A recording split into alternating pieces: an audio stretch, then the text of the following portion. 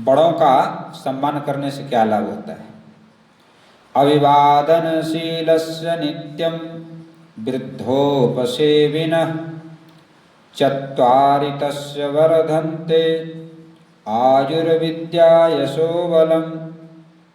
प्रतिदिन बड़ों को प्रणाम करने से, उनकी सेवा करने से, उनको सम्मान देने से 4 वस्तुएं बढ़ती हैं: आयु, विद्या, यश और बल।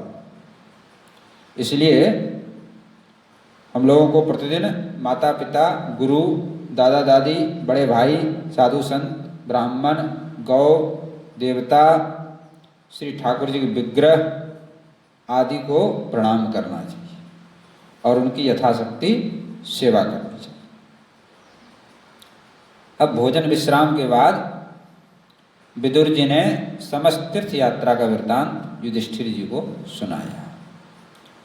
कुछ दिन वहाँ पर निवास किया।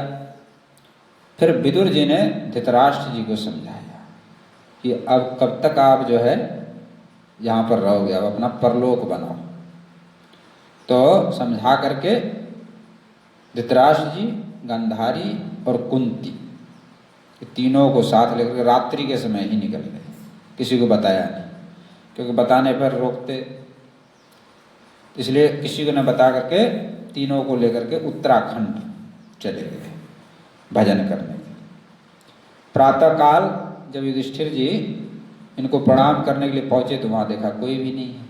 तो बड़ा कष्ट, दुखी हुए कि हमारे ताऊ, ताई और माता जी कहाँ चली गई, विदुर जी, चाचा जी भी नहीं है। तो बड़ा भारी दुख हुआ पांडवों को। तब भगवान की मन की इच्छा जान करके नारद जी महाराज वहाँ पर आए और उन्होंने समझाया कि विदुर जी तीनों को ले गए हैं और विदुर जी जैसे महापुरुष का उनको सानिध्य मिल गया है, अब उनका निश्चित ही कल्याण हो जाएगा, आप चिंता न करें। तब पांडवों को शांति मिली। इस घटना से शिक्षा मिलती है कि मनुष्य को विशेष रूप से जीवन के अंतिम प्रहर में परिवार की मोह ममता आसक्ति का त्याग कर देना चाहिए। लेकिन अंतिम प्रहर का पता नहीं है। जो गृहस्थ में हैं, जब उनके बालक अपने पैरों पर खड़ा हो जाए, अपना कमाने लगे, तो उसी समय धीरे धीरे करके उनके ऊपर ही सारा भार डाल करके स्वयं भगवान के भजन में लग जाना चाहिए। तो मोह ममता आसक्ति को त्याग देना चाहिए, सब कुछ भगवान को अर्पण कर देना चाहिए। ऐसा करने से मरण मंगलमय होता है। कितने लोग तो ऐसे हैं कि मृत्यु शैया पर पड़े हुए हैं तो भी घर की, परिवार की चिंता लगी हुई। तो बताओ भैया, मरने के बाद क्या होगा? उन्हीं के नाती बेटा बन के आ जाओगे और घूमते रहोगे इसी चक्र में। तो अपना विचार नहीं करते, संसार का विचार करते रहते हैं, कैसे होगा। तो उनका भी दोष नहीं है, भक्ति के संस्कार पड़ा ही नहीं, जीवन भर उसी तृष्णा में भटकते रहे, तो अंत में वही तृष्णा ही सामने आता है।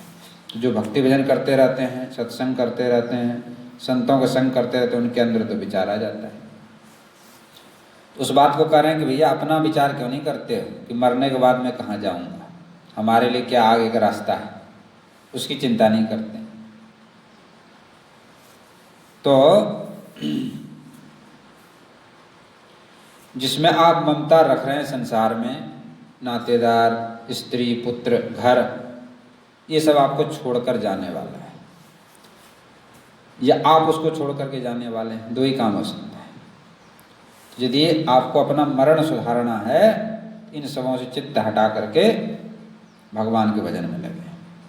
यथासंभव किसी तीर्थ स्थान पर जाकर, और यदि तीर्थ स्थान में नहीं जा सकें तो घर पर रहकर ही भगवान का भजन करते हुए शरीर का त्याग करना चाहिए। संसार की माया में फंसे हुए व्यक्ति को केवल संत या सद्ग्रंथ ही मार्गदर्शन कर सकते हैं। इसलिए मनुष्य को संत और सद्ग्रंथ की शरण में जाना चाहिए, क्योंकि संत और सद्ग्रंथ ही जीव और जगत का सही रहस्य बताते हैं।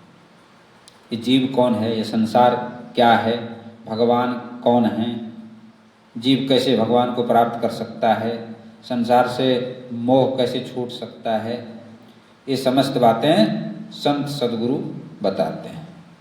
जीव का किस तरह से कल्याण हो, इन सब बातों को संत सद्गुरु ही बताते हैं। इसलिए संत सद्गुरु का आश्रय लेकर के और उनके बताए हुए मार्ग पर चलकर अपने जीवन का कल्याण कर लेना चाहिए।